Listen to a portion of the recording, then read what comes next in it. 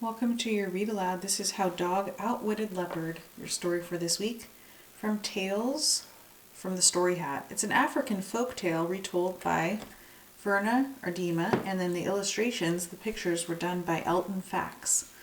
So follow along and we'll read this together. In the early days in Uganda, Dog and Leopard were friends. They lived together in a cave, sharing the work and sharing their food. But Leopard was stronger and bolder than Dog, and a better hunter. Before long, Dog began to grow fat on the game brought in by his partner. The fatter he grew, the lazier he became, until he stopped hunting altogether. At first, Dog tried to cover up his failure to bring home meat. He invented stories about warthogs or rabbits which he had almost caught. After a time, he decided he must think of a better way of deceiving his friend. And he did. One evening, Leopard said, "I've been watching a black goat down in the village of people. I think it is fat enough for eating, and tonight I'm going to get it." "Did you say a black goat?" asked Dog.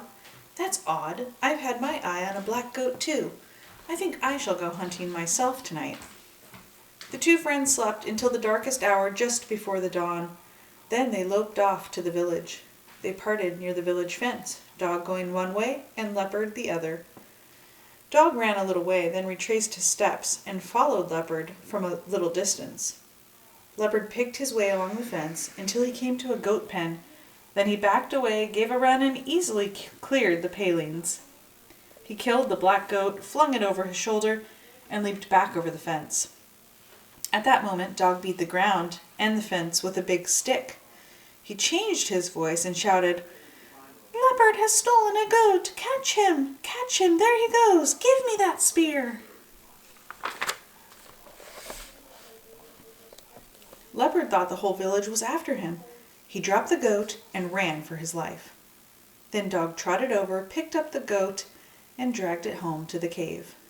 "Come and see my goat," he called to Leopard. "Isn't it a fat one? Where's your goat?" Leopard told him of his bad luck.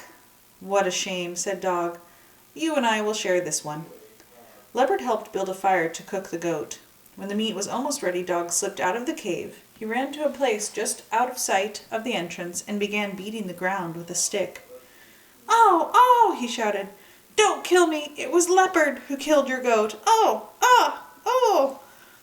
Back in the cave, Leopard said to himself, "The men have tracked me to my den. They are killing Dog, and they will kill me next." And off he streaked into the forest. When Dog saw that his trick had worked, he went back into the cave and ate the goat all by himself. At dusk, Leopard returned and saw Dog lying all stretched out, too full of meat to move. Dog moaned, "Don't touch me, my friend. Those men nearly killed me. In fact, they left me for dead." "Poor fellow," said Leopard. "Just lie there and rest. Nothing heals like a good rest. I'll fetch us another goat soon." 2 nights later, Leopard went hunting again. Dog sneaked after him and tricked him as before, bringing in the goat himself and then eating it himself. Leopard was very much embarrassed by his failures. He still hadn't caught on to Dog's treachery. He decided to seek help from Muzimu, the spirit of the forest. He found Muzimu deep in the heart of the jungle, where vines coil around the trees and hang in long loops over a little black pool. Leopard called into the pool, "Oh, Muzimu, have pity on me. Once I was a matchless hunter. Now I am dying of hunger. Though I still catch my prey, I am always driven away from it. Tell me, Muzimu, how my good luck may return." Leopard listened. From deep down in the pool came a faint voice. "Watch Dog. You know how to catch prey. Dog knows how to eat it. Watch Dog." Leopard couldn't understand how watching his friend would make his good luck return, but he decided to follow the advice. The next night, Leopard said, "I have spotted a tan goat that looks good to me, and I'm going to try to get it and keep it this time." "A tan goat?" said Dog. "I know where there are some tan goats too. I think I'll go hunting with you tonight." The two traveled together to the edge of the village, then separated just as before. Leopard leaped over the fence near the goat pen, killed a tan goat, and leaped back over the palings with it.